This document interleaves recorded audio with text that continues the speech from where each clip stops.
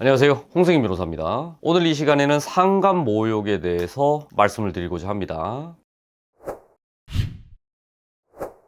상간모욕, 여러 차례에 걸쳐서 지금 국내에서 교육도 하고 그리고 간부들도 굉장히 강조하고 있는 부분인데, 상관에 대해서 뒷담화하지 마라, 상관에 대해서 어떤 모욕적 욕설 관련된 얘기를 하지 마라, 이렇게 교육을 하고 있지만 그럼에도 불구하고 상간모욕 사건은 여전히 계속 지속되고 있습니다. 사람이 살다 보면 이런 말도 하고 저런 말도 하죠. 그런데 그냥 일반 모욕이라고 하면 이 부분 관련해서는 벌금형도 있고 보통은 기소유예도 많이 나오는 편입니다. 그런데 상간모욕 같은 경우에 있어서는 아예 법정형으로 벌금형이 없도록, 즉 징역형만을 규정을 하고 있습니다. 그러다 보니까 국내에서 상간모욕으로 입건이 되고 피의자로 조사를 받고 아무 조치를 취하지 않게 된다면 결국에는 법원까지도 가는 사태가 많이 벌어지게 됩니다. 법원 가서 예를 들어서 집행유예라도 받게 되면 이건 일종의 전과가 되기 때문에 나중에 사회생활을 하면서 굉장히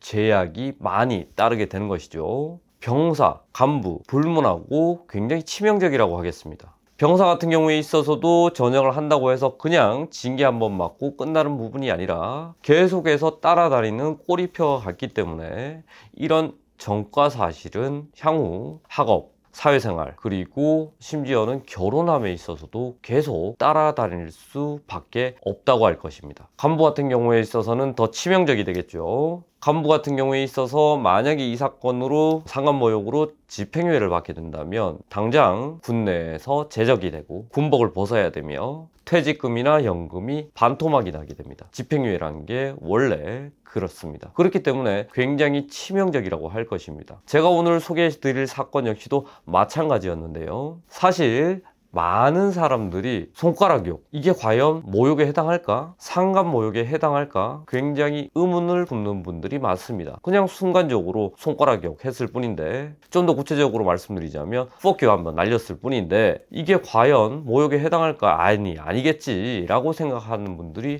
굉장히 많습니다. 그런데 실제 이런 fuck you 욕 관련해서도 모욕죄가 성립한다는 게 법원의 판례입니다. 제가 이런 종류의 사건을 한두 번 해보는 게 아닌데요, 의뢰인으로 만나신 분들 여러 사람이 있습니다. 그 여러 사람이 하나같이 하는 얘기가, 나는 순간적으로 이렇게 fuck유를 날렸었는데, 손가락 욕을 했는데 그게 죄가 될 줄은 몰랐다. 그리고 이 부분 관련해서 과연 fuck유가 모욕에 해당하는지 욕설에 해당하는지 그 부분에 대해서 정말 모르고 있었다. 그런데도 불구하고 죄가 되느냐, 이렇게 많이들 물어보십니다.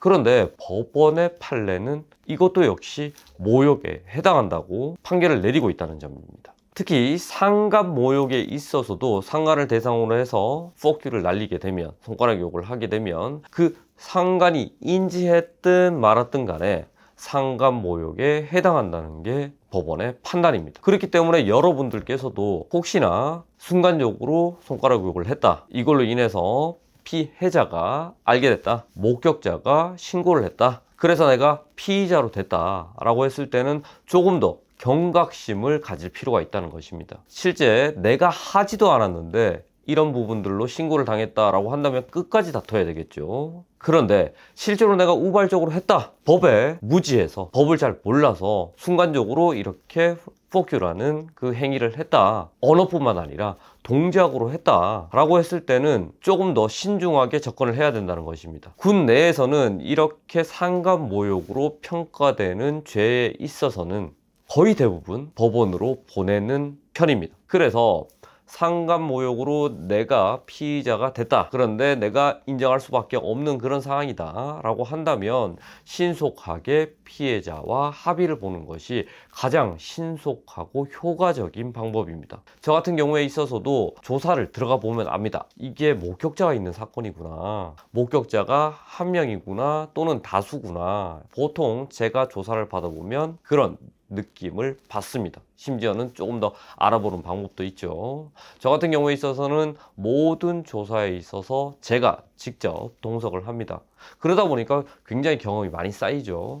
그러면 제가 과거에 군검사 했을 때의 경험, 그리고 지금 변호사로서의 경험, 이런 것들을 종합적으로 고려해 봤을 때, 아, 이거는 부인했다가는 상당히 곤란한 지경에 빠지겠구나, 우리 의뢰인이 심각한 상황에 빠져들 수도 있겠구나, 이런 판단이 듭니다. 저는 그런 판단이 들었을 때는 아예 우리 의뢰인한테 그런 설명들을 다 해줍니다. 아, 이거는 만약에 다투게 됐을 때는 다툴 만한 사건이다, 한번 싸워볼 만한 사건이다, 또는 내가 봤을 때, 내 경험상 봤을 때 이거는 목격자가 꽤 있는 사건이기 때문에 부인했다가는 더 큰 일이 벌어질 수도 있다 라고 다 설명을 해주죠. 그런 다음에 의뢰인이 맞습니다, 제가 그러면 이 부분 인정하고 반성하는 쪽으로 가겠습니다 라고 하면 거기에 맞춰서 피해자한테 저희 쪽에서 접촉을 하게 됩니다. 피해자가 최초에는 합의 보지 않겠다라고 나오는 경우도 많이 있는데요. 그럴수록 많은 노력이 필요하게 되겠죠. 이런 합의 관련된 노하우를 지금 유튜브로 다 알려드릴 수는 없습니다. 어찌됐든 간에 이렇게 피해자하고 접촉을 해서 원만하게 합의를 이끌어냈습니다. 제 사건 같은 경우에 있어서도요. 그래서 결국에는 군검찰 단계에서 기소유예로 신속하게 종결이 되었습니다. 지금 여러분들께서도 손가락 욕뿐만 아니라 다른 부분에 대해서도 모욕, 상간 모욕으로 인해서 입건이 된 사람들도 있을 것입니다. 신고를 받은 사람들도 있을 것이고요. 그래서 여러분들께서 지금 상간 모욕으로 인해서 내 미래에 있어서 굉장히 큰 우려가 된다, 병사, 간부 할 것 없이 나는 걱정이 많다, 이 부분에 대해서 좀 상담을 나눠봤으면 좋겠다 라고 하신다면 저 홍승인 변호사한테 연락 주시기 바랍니다. 최선을 다해서 여러분들과 소통하도록 하겠습니다. 이상입니다.